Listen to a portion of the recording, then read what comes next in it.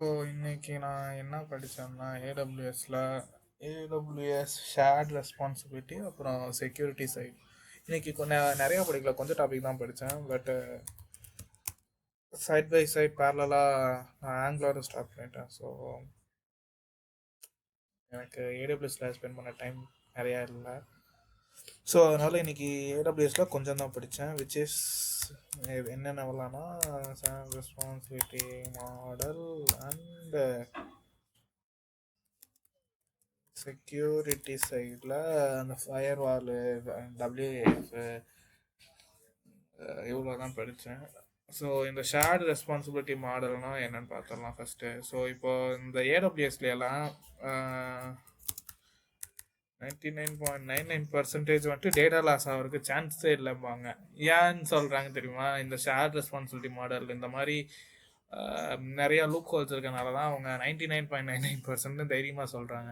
So first of all நம்ம இந்த share responsibility மாடல்னா என்னென்னு பார்க்கலாம். ஸோ இந்த ஷேர் ரெஸ்பான்சிபிலிட்டி மாடல்னால் நான் என்னென்னு படித்தேன்னா, இப்போது ஒரு சர்வீஸ் இருக்குன்னா அதில் ஏடபிள்யூஎஸ் பார்க்கறது ஒரு வேலையாக இருக்கும், அது நம்ம பார்த்துக்கிறது ஒரு வேலையாக இருக்கும். அதாச்சும் ஏடபிள்யூஎஸ் சைட்லேருந்து ஏற்கனவே சொல்லிடுவாங்க, இந்தந்த வேலையெல்லாம் நான் பார்த்துக்குவேன், இந்தந்த வேலையெல்லாம் நீங்கள் தான் பார்த்துக்கணும் அப்படின்னு சொல்லிடுவாங்க.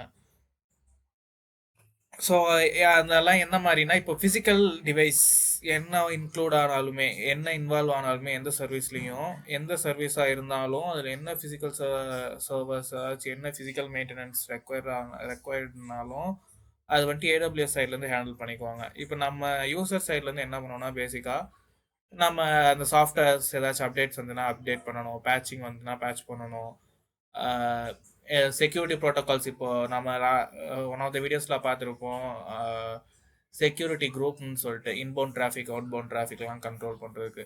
ஸோ இந்த மாதிரி யாராச்சும் டிடாஸ் அட்டாக் பண்ணாமல் தடுக்கிறது, அதுக்கு தான் நம்ம அந்த செக்யூரிட்டின்ட்டு தனியாக ஒரு டாபிக் இப்போ பார்க்க போகிறோம். ஸோ இந்த மாதிரி டாபிக்ஸ்லாம் வந்துட்டு யூசர் சைட் கவர் பண்ணணும்.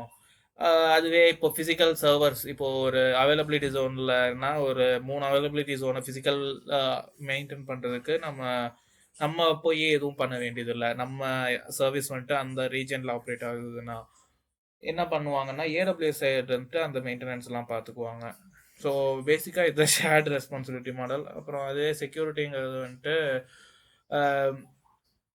இப்போது நம்ம ஏடபிள்யூஎஸ் எல்லாம் பேப்பர் யூஸ்ன்னு சொல்லுவாங்க இல்லையா? பட் ஆனால் இந்த செக்யூரிட்டிக்கு மட்டும் ப்ரீமியம் போட்டோம்னா $30 மாதம் கட்டணும்.